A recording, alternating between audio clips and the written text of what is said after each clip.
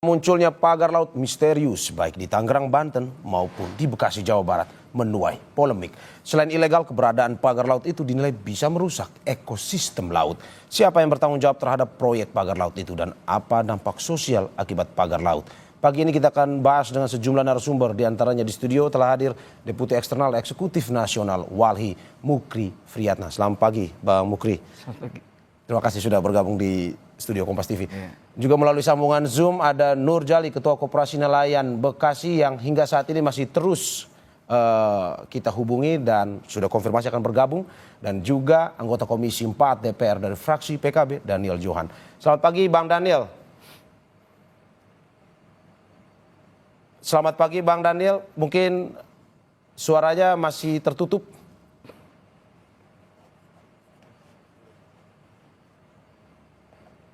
Oke, sepertinya masih ada gangguan komunikasi dengan Bang Daniel.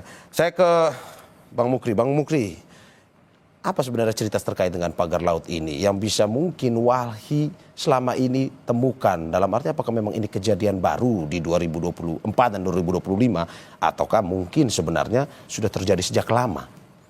Ya, kalau temuan Walhi memang ini by design ya. Jadi dia sudah direncanakan sejak lama kejahatan ini. By design berarti terencana? Iya, terencana. Kenapa kemudian kita menyebutnya kejahatan? Karena proses perencanaan itu selalu kita menjawab bertanya itu urgensinya apa dan untuk kepentingan siapa. Oke. Nah, kenapa kita sebut by design? Karena dia sudah awal mulanya itu dirumuskan dalam pasal 2 Perda nomor 13 tahun 2011 ya tentang rencana tata ruang wilayah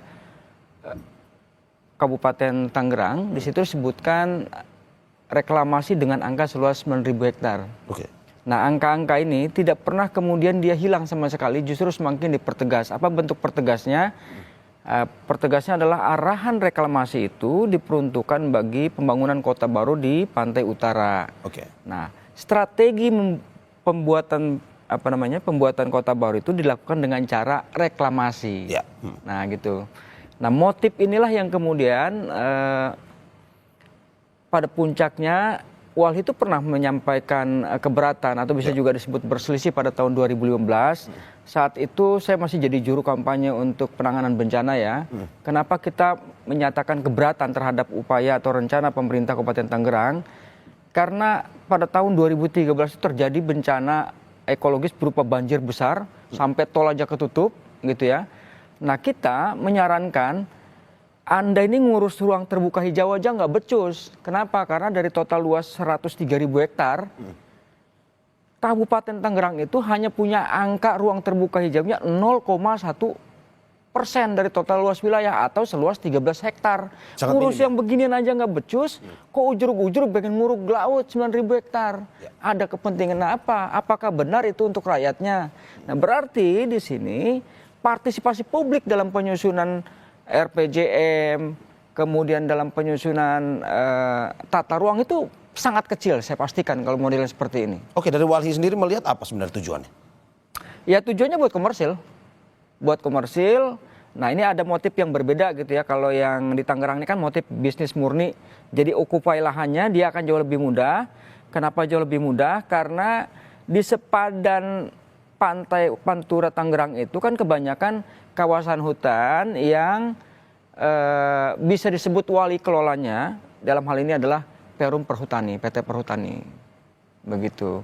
Nah, berbeda dengan yang di Bekasi. Di Bekasi ini kenapa kemudian menjadi juga ribut kalau di sana motif perebutan pertamanya itu adalah ruang pinggirnya dulu, bukan lautnya dulu. Ruang pinggirnya lewat apa? Ketika ada program yang namanya Tanah Objek Reforma Agraria, di situ kan juga banyak tambak.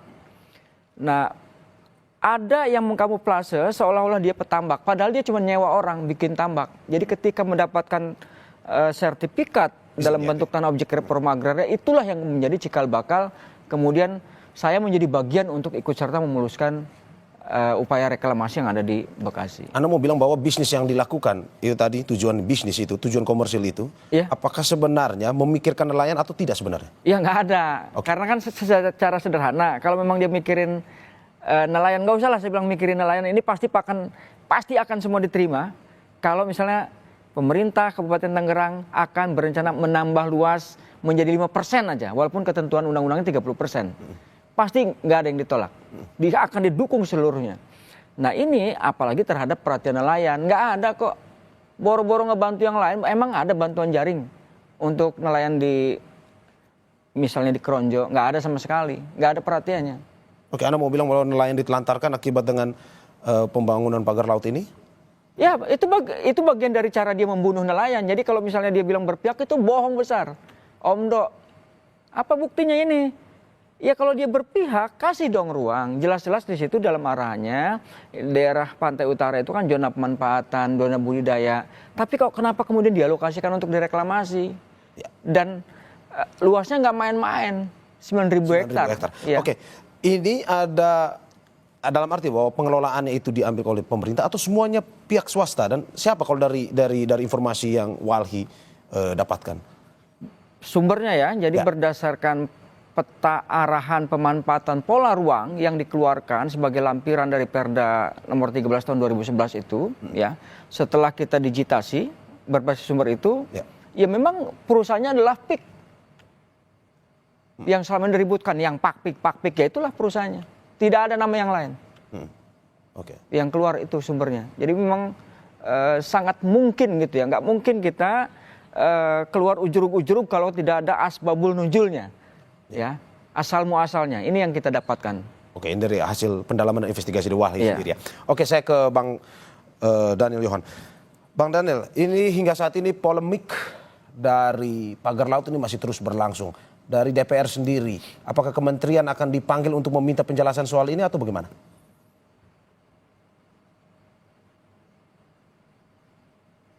Oke, Bang Daniel, maaf saya harus potong karena hingga saat ini masih terjadi gangguan komunikasi.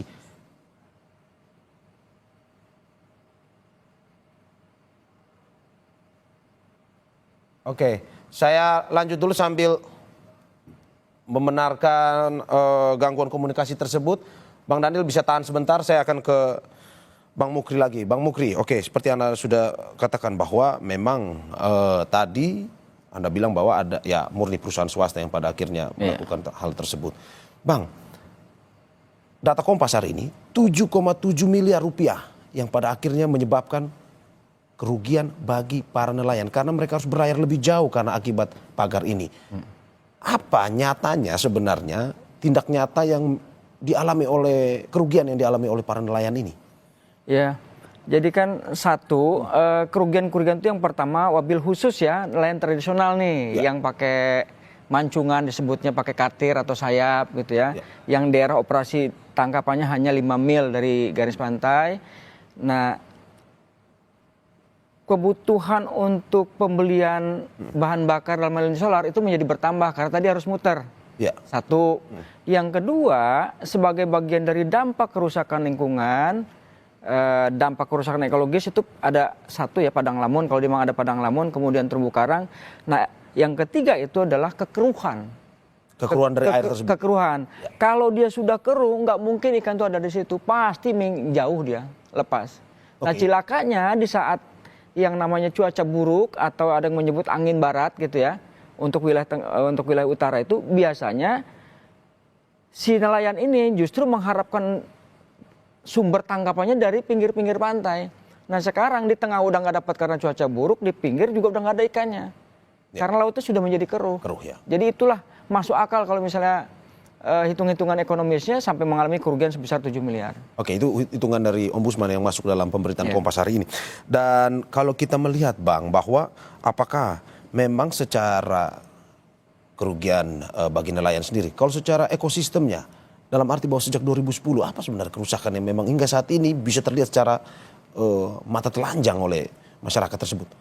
Kalau memang 2010 itu baru perencanaannya ya, jadi prakteknya itu ya mulai tahun 2014-an gitu ya. Tapi bagian yang ke arah Naga tuh, Teluk Naga ke arah Dadap itu yang sudah mulai duluan. Tapi kalau yang ke arah Kronjo memang belakang-belakang hari ya, belum.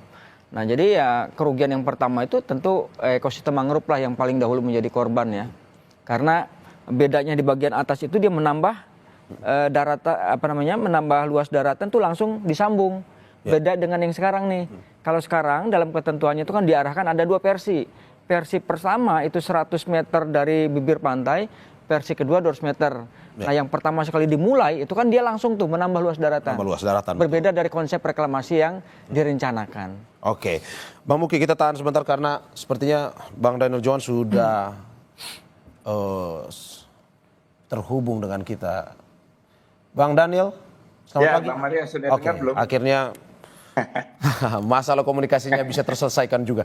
Bang Daniel, ini melihat polemik dari pagar laut ini, apakah dari DPR sendiri sudah memiliki inisiatif untuk memanggil atau akan memanggil kementerian-kementerian terkait untuk menjelaskan titik terang dari pagar laut tersebut? Ya, terima kasih. Selamat pagi Bang Maria semuanya. Ya, pertama kita menjelaskan bahwa hal ini juga sudah menjadi pembahasan yang sangat dalam, ya, sangat intensif sesama di anggota Komisi 4 selama seminggu ini. Ya. Nah, kita juga sudah mengusulkan kepada pimpinan untuk segera melakukan raker bersama kementerian terkait, termasuk RDP dan RDPU, baik dengan dirjen terkait maupun dengan kelompok masyarakat, termasuk nelayan, ya, untuk kita dengarkan.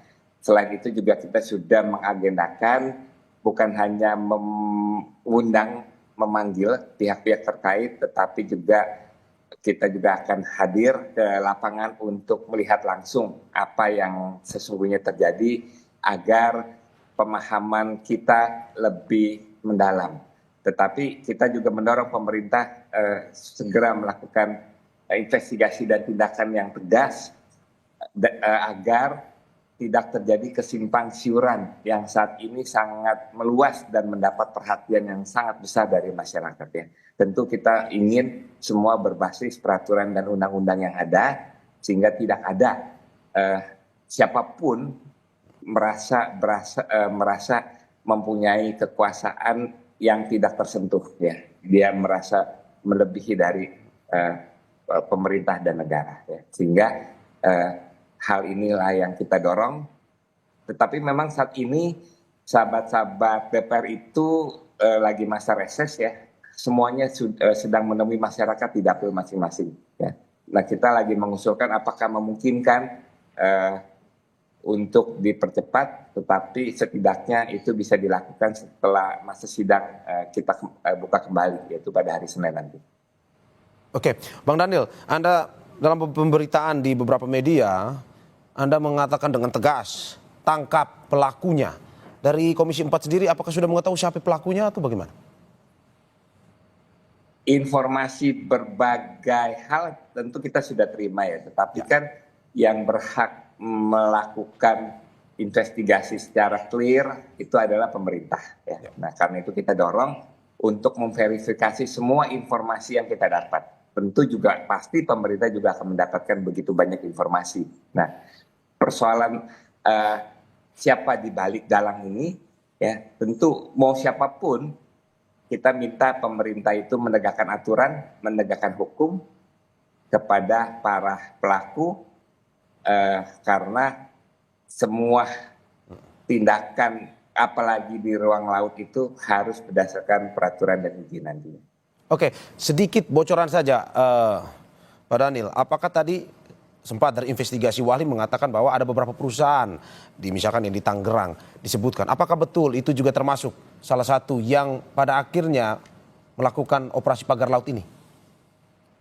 Ya, munculnya nama perusahaan juga termasuk yang muncul. Tetapi apakah benar sesungguhnya mereka itu yang membiayai, yang menjadi dalang, yang membacking pemagaran laut ini, ya tentu itu menjadi tugas pemerintah untuk menyampaikan kepada masyarakat, mengklirkan kepada masyarakat sehingga tidak terjadi kesimpang siuran, ya.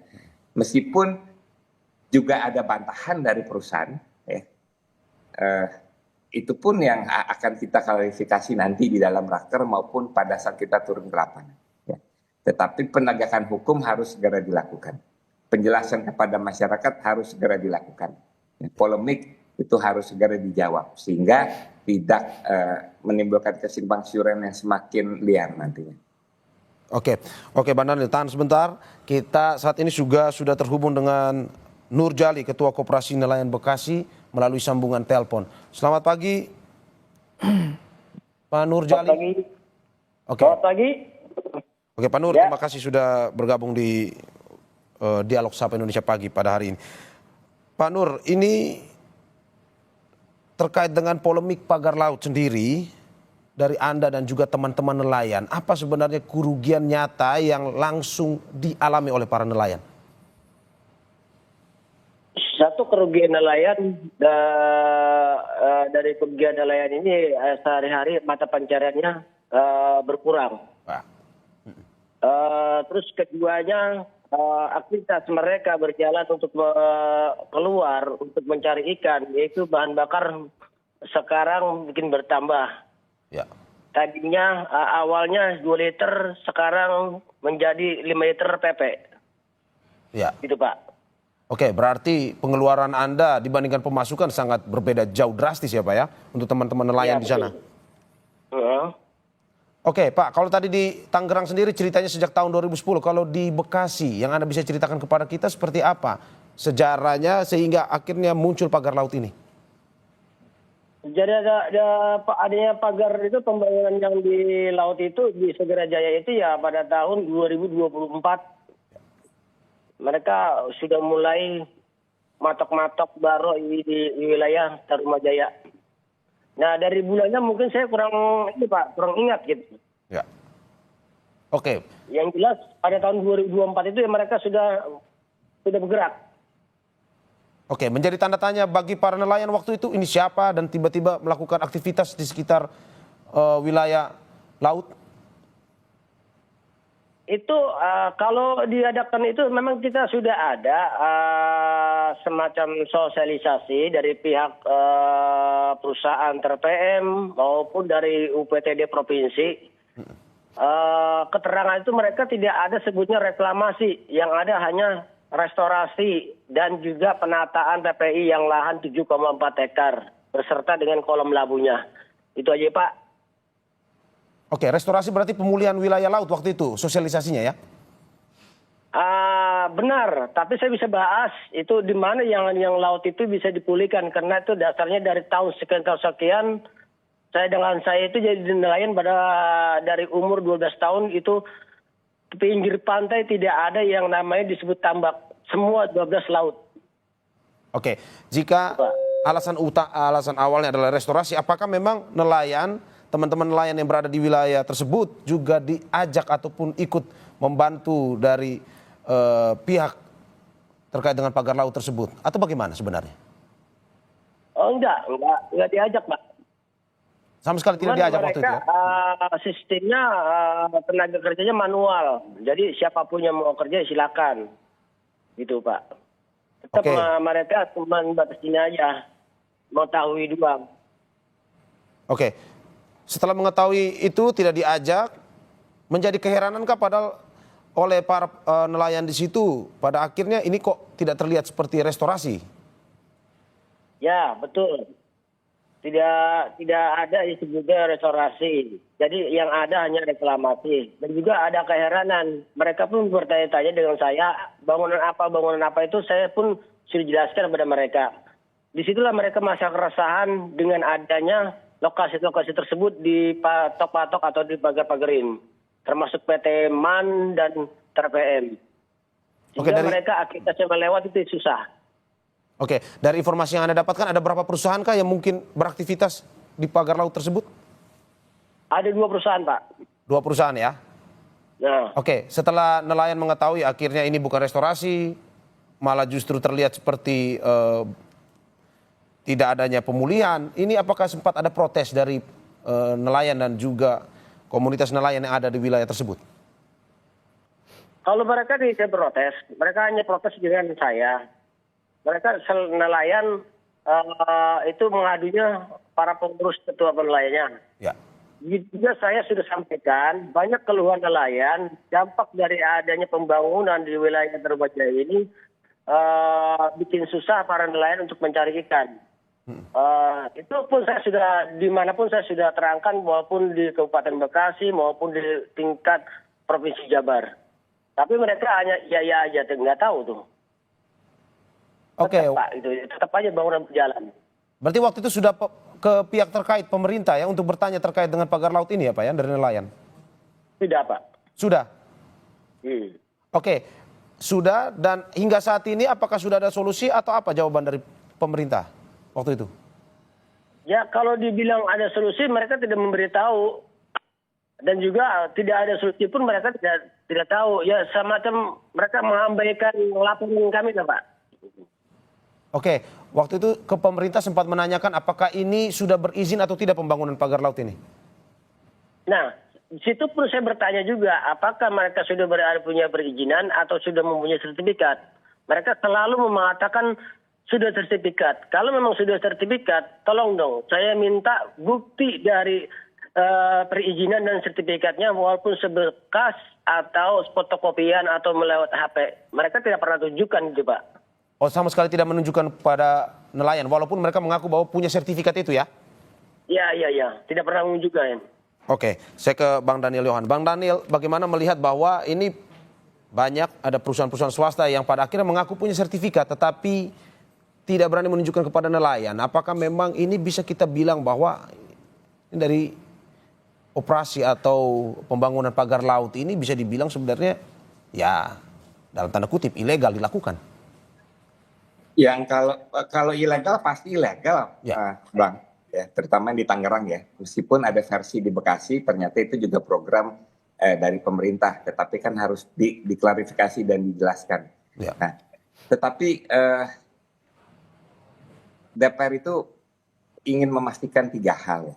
Yang pertama adalah apapun aktivitasnya di sana, termasuk dalam persoalan pagar laut, itu harus sesuai dengan peraturan perundang-undangan, harus berdasarkan perizinan yang legal. Ya. Yang kedua adalah kita ingin memastikan masyarakat itu tidak terbengkalai. Ya. Masyarakat itu bisa mendapatkan rasa keadilan dari seluruh proses pembangunan. Ya. Jangan sampai justru adanya munculnya ketidakadilan yang begitu dalam, begitu masif, sementara negara tidak hadir memberikan dukungan kepada masyarakat. Ya. Kita tentu mendukung setiap proses pembangunan, tetapi justru dia harus bisa menambah nilai yang baik, menambah geliat ekonomi bagi masyarakat. Jangan justru masyarakat yang sudah tinggal sekian puluh tahun dari generasi ke generasi malah terusir di tanahnya sendiri. Bahkan banyak informasi persoalan ini juga berdampak tragis terhadap nelayan, tetapi juga berdampak tragis terhadap masyarakat yang memang sudah hidup turun-temurun di sana. Mereka terusir secara sangat tidak adil. Ya. Bahkan harga tanahnya pun dihargai dengan harga yang sangat rendah tanpa tidak berdaya. Ya. Ya. Nah, yang kedua adalah kita ingin memastikan bahwa seluruh proses ini juga memikirkan kelestarian lingkungan. Ya. Karena kalau misalkan dampak lingkungannya muncul secara parah, yang kena dampak juga adalah para masyarakat rakyat yang memang tinggal di sana.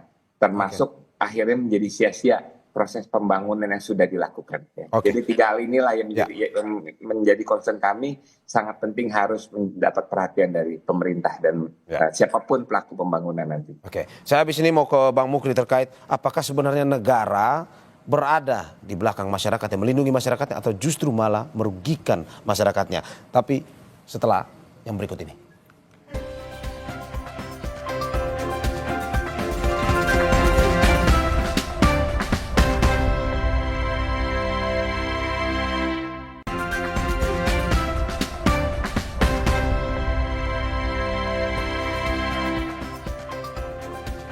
Saudara, setelah muncul protes terhadap pembangunan pagar laut di Bekasi, Kepala Dinas KKP Provinsi Jawa Barat Hermansyah bilang saat ini telah memberhentikan sementara pembangunan tanggul di perairan Tarumajaya, Kabupaten Bekasi. Dinas KKP Jabar telah mengajukan surat perizinan kepada KKP untuk pembangunan alur pelabuhan bagi para nelayan tersebut. Namun hingga saat ini belum ada surat izin yang keluar. Hermansyah mengklaim proyek pembangunan pagar laut ini masuk dalam proyek pembangunan pelabuhan. Salah satunya akan dibangun tempat pelelangan ikan untuk nelayan.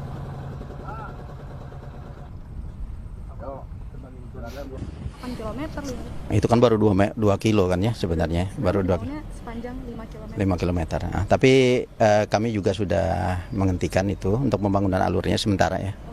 Karena kita melihat juga kondisi di lapangan saat ini.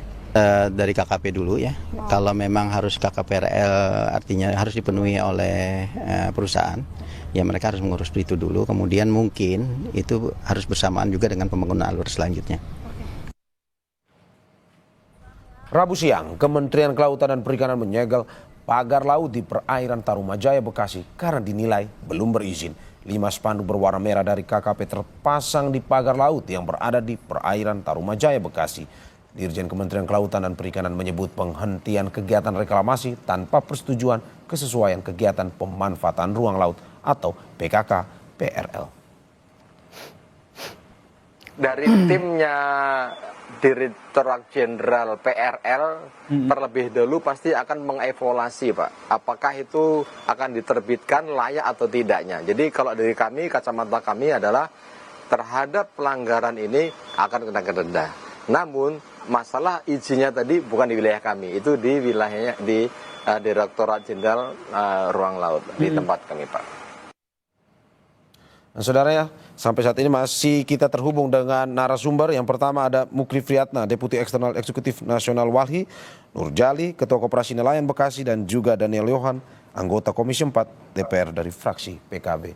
Saya ke Bang Mukri. Bang Mukri, melihat tadi sudah diceritakan bahwa di Bekasi ada alasan restorasi katanya, pemulihan. Tetapi pada akhirnya praktik yang dilakukan, yang diberikan tidak sesuai dengan kenyataan dan bahkan mendapatkan protes dari para nelayan. Apakah alasan-alasan seperti ini yang dibuat untuk mengelabui masyarakat atau bagaimana sebenarnya? Ya itu kan kalau dari gambar antara statement, antara ucapan dengan praktik lapangan kan beda. Yang namanya restorasi itu kan pemulihan. Ya betul. Ya pemulihan, mana yang dia pulihin? Mana bakaunya misalnya di tengah laut yang dipasang? Kalau alasannya kenapa dipasang dam itu untuk nanam mangrove, mana kan nggak ada. Artinya dia nipu lagi. Ini penipuan lagi nih. Jadi saya berharap untuk rakyat Bekasi, ini orang-orang semacam ini harus diawasin. Yakin, aku yakin ini penipu-penipu nih. Dia mengajukan itu, izin itu tidak semata-mata boleh diterbitkan dari Kementerian Kelautan. Betul, teritori laut itu menjadi wewenangnya yang namanya Kementerian KKP. Tetapi ada perizinan lain, kalaupun dia pengen legal serius. Apa? Dalam hal ini ada namanya izin lingkungan yang harus diperoleh dari Kementerian Lingkungan Hidup. Dalam bentuk apa? Misalnya AMDAL. Nah sebelum proses itu dilakukan, dirujuk dulu mana KLHS-nya. Kajian lingkungan hidup strategisnya ada nggak? Karena kajian lingkungan hidup strategis itu sebagai rujukan dalam penyusunan tata ruang.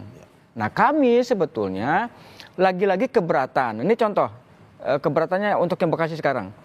Pertama dia bilang untuk restorasi. Yang kedua dia bilang untuk buat pelabuhan pelelangan ikan. Di mana sejarahnya? Sampai bikin lelangan ikan sampai ke ujung tengah laut sana. Rata-rata di pinggir, jadi jangan ngeblon-ngeblonin orang gitu ya. Jadi pemerintah seperti ini nggak bener. Coba tunjukin kemana ke saya. Di Jakarta, coba ada yang di tengah laut sana. Di Muara Angke sana, kan nggak ada juga. Dan ngapain juga dia nguruk-nguruk gitu loh. Kalau hanya kepentingannya buat bikin bikin pelabuhan pelelangan ikan, apalagi untuk bicara tentang reklamasi. Pasti itu untuk motif bisnis. Oke, tapi kata Pak Nurjali tadi, mereka sudah ada sertifikat yang diberikan. Walaupun tidak menunjukkan, tapi ada klaim sertifikat itu. Menurut Anda seperti apa? Sertifikat apa? Yang namanya laut itu common property, nggak boleh. Nggak boleh. Negara pun nggak boleh gitu loh. Jangan ingat ya, negara itu nggak pernah punya tanah, nggak pernah punya laut. Nggak punya. Yang punya itu bangsa. Negara itu bumi, air, dan segala sekalian di alamnya dikuasai negara, digunakan untuk semakmur sebesar-besarnya kemakmuran rakyat. Jadi dia itu hanya wali amanah negara ini. Nggak boleh juga mentang-mentang KKP saya jadi punya kewenangan semau-maunya ngasih izin, nggak boleh. Contoh misalnya kita bukan orang lokal sana, kami juga punya hak. Kenapa punya haknya? Untuk membela lingkungan. Karena apa? Di dalam undang-undang kami punya legal standing. Kalau misalnya nanti dia memberikan izin, ya kami akan berlawan. Kami akan gugat, kami akan tuntut. Bila perlu capin, gitu. Dicap nih orang ini. Jadi saya juga agak heran mempertanyakan. Kenapa ini Kementerian KKP, dia udah masuk 2 periode nih. Itu jauh kalah hebat yang namanya dengan Ibu Susi Astuti. Nih, ya ada nelayan asing masuk, tangkap, tembak. Gitu ya. Angkatan Udara, kelihat nih kok ada sinyal masuk, diudag-udag tuh di tengah lagi. Diuber, ini misalnya jelas-jelas di depan mata, kenapa dibiarin? Jadi agak aneh gitu loh. Ya kalau merasa nggak mampu mending mundur jadi menteri. Jangan bikin susah, masa urusan pagar bambu aja kudu presiden ngomong. Ya, ya. Berhenti aja lah, kan nggak ada gunanya juga. Nggak ada prestasinya saya lihat. Oke, Anda mau bilang bahwa sekarang negara bukan berada di belakang masyarakat, tapi justru melawan masyarakat? Iya. Kalau kenyataan seperti ini, negara ini nggak bohong tuh, negara hadir. Hadir untuk kepentingan investasi, bukan hadir untuk rakyat. Apalagi hadir untuk alam. Ingat tuh suatu saat gitu ya, alam itu juga punya hak. Bukan semata-mata mereka diam itu nggak punya hak, punya semuanya. Tuhan menciptakan tuh dengan rahmatnya semuanya saling berhubungan. Jadi kita pengen sebetulnya negara betul-betul hadir itu menjawab satu hak rakyat atas lingkungan hidup sebagai bagian dari hak asasi manusia. Lingkungan hidup itu sendiri pun juga punya hak. Inilah yang disebut dengan keadilan ekologis. Karena kalau nyelamatin rakyatnya doang, alamnya nggak diselamatin, bagaimana anak cucu yang ke depan? Oke. Sekarang kan agak sulit, orang mau ke laut aja diuber-uber. Itu jadi soal. Kalau sudah wilayah di kapling-kapling, udahlah nggak semudah yang kita bayangkan. Ngomong hahu-hahu, ini akan ekonomi, mana nggak ada ceritanya, bullshit semua. Larang. Oke, Bang Mukti tahan sebentar. Saya ke Bang Nurjali. Bang Nurjali, melihat fenomena ini, polemik ini, bagaimana dengan kondisi nelayan di sana? Apakah memang saat ini, dalam arti bahwa ada kerugian yang diterima, ada kesusahan dalam akhirnya melakukan mata pencarian Anda. Bagaimana kondisi nelayan, kerugian seperti apa yang mungkin bisa dijelaskan kepada kita, dan apakah mungkin, katanya infonya bahwa banyak nelayan di sana yang pada akhirnya ini berniat untuk pindah mata pencarian karena terhalang oleh pagar laut tersebut. Oke, terima kasih Pak. Untuk info keluhan nelayan di sini untuk mata pencarian memang benar-benar susah sudah. Pendapatan dari nelayan sekarang memang jauh berkurang. Yang dibilang banyak pagar-pagar yang sudah yang memagari laut itu, jadi bikin susah nelayan untuk mencari ikan, gitu Pak. Terus apalagi tadi kalau nelayan memang sangat dirugikan Pak, banyak kerugian. Dari pada tahun 2024 itu mereka sampai sekarang 2025 ini mereka banyak yang dirugikan. Ya artinya kerugiannya itu dari permasalahannya, yaitu pendapatan dari hasil nelayan jauh menurun, gitu Pak. Oke, sedrastis apa Pak menurunnya? Mungkin bisa Anda gambarkan kepada kita. Oke, pada tahun 2004 masih mungkin di awal-awal belum baronya, mereka dapat penghasilan itu ikan ya, kalau di sini tradisinya ikan, udang, rajungan, ikan duri juga bandeng gitu. Mereka sehari-hari itu masih, kalau ikan bedanak masih mencapai 40 kilo sampai 35 kilo per harinya. Ya. Gitu juga bandeng juga. Kadang-kadang mereka pendapatannya juga mencapai sampai 30 kilo, 10 kilo atau 15 kilo maksimal, paling kecil itu mereka mendapatkan sehari 10 kilo. Nah sekarang ini mereka sudah jauh. Sekarang mereka pendapatan ikan bedanak ya paling banter banget sekarang 10 kilo mencapai 8 kiloan. Satu hari pun itu yang mereka carikan. Gitu. Sangat mengganggu rumah tangga Anda dalam arti bahwa ini adalah mata pencarian utama. Kalau sangat mengganggu sekali tuh Pak. Jadi kalau memang harapan kami, ya itu kan dari dulu saya bilang, harapan kami itu tidak ada yang namanya pembangunan di wilayah Tarimajaya, apalagi bikin susah para nelayan untuk mencari ikan. Harapan kami ya kepada bapak-bapak yang ini aparat pemerintahan, agar laut kami ini pulihkan kembali seperti semula. Oke, Pak, sudah ada penegasan dari KKP, Kementerian KKP kemarin bahwa sudah ada penyegelan yang dilakukan oleh pemerintah di pagar laut tersebut. Apa harapannya ke depan, Pak? Apakah memang sudah ini dibongkar saja ataukah bagaimana? Oh, justru itu saya pengen bertanya. Itu kan sebatas menghentikan kegiatan yang ada di wilayah Tarimajaya. Nah, apakah kegiatan itu dihentikan hanya sementara, apakah seterusnya? Dan juga apakah apabila mereka pihak perusahaan itu mendapat perizinan dari KKP, apakah mereka bisa berlanjut? Itu Pak pertanyaan saya. Kalau harapan saya Pak, ya harus dibongkar semua. Lahan yang sudah direklamasi ya harus dikembalikan lagi, tanahnya diambil lagi. Seperti itu Pak. Oke Pak Nurjadi. Bang Daniel Johan, Anda juga sudah mendengar sendiri bahwa apa yang diharapkan oleh para nelayan agar memang ini masih bertanya-tanya sebenarnya apakah ini akan dilanjutkan melihat perizinannya atau apakah akan dibongkar. Dari Komisi 4 sendiri melihatnya tegas. Ini akan bertanya soal izin lagi kepada kementerian atau bongkar saja karena menyusahkan nelayan. Ya tentu basisnya adalah ini legal atau tidak ilegal ya. Kalau misalkan tidak ilegal tentu harus ditindak ya. Bahkan kerugian-kerugian yang sudah ditimbulkan dari tindakan ilegal ini adalah harus ada yang bertanggung jawab ya. Yang kedua, apapun kegiatannya, khususnya apalagi Kementerian Kelautan dan Perikanan, tupoksi utamanya adalah mereka menjadi garda terdepan untuk membela, memastikan kehidupan nelayan itu semakin sejahtera dan terjamin penghidupannya. Bukan justru sebaliknya, malah menggusur, malah menghilangkan mata pencarian para nelayan. Ya. Jadi saya rasa dua hal ini menjadi sangat penting yang harus dikawal oleh KKP nanti dalam waktu singkat. Oke, Bang Daniel, sebagai penutup, singkat saja, bagaimana pada akhirnya DPR menjadi perwakilan masyarakat, khususnya para nelayan ini untuk pada akhirnya memberikan masukan juga kepada pemerintah agar bisa mengatasi permasalahan ini dan juga pencegahan ke depan tidak terjadi lagi? Ya ini adalah pukulan telak ya, pukulan yang sangat nyata bagi pemerintah, bagi KKP. Kita minta agar hari ini tidak terulang dan apa yang sudah terjadi dapat segera diatasi dengan sangat efektif ya, sehingga tidak terus-menerus menimbulkan polemik yang memang juga tidak baik. Ya. Karena itu sikap tegas dari pemerintah kita nantikan, kita tunggu dengan cepat dan efektif ya, dan sehingga seluruh permasalahan juga bisa menjadi jawaban yang memberikan kebahagiaan bagi para nelayan, bagi masyarakat, bagi proses pembangunan kita ke depan. Oke, Bang Mukri, saya terakhir ke Abang. Usulan Wahli seperti apa pada akhirnya?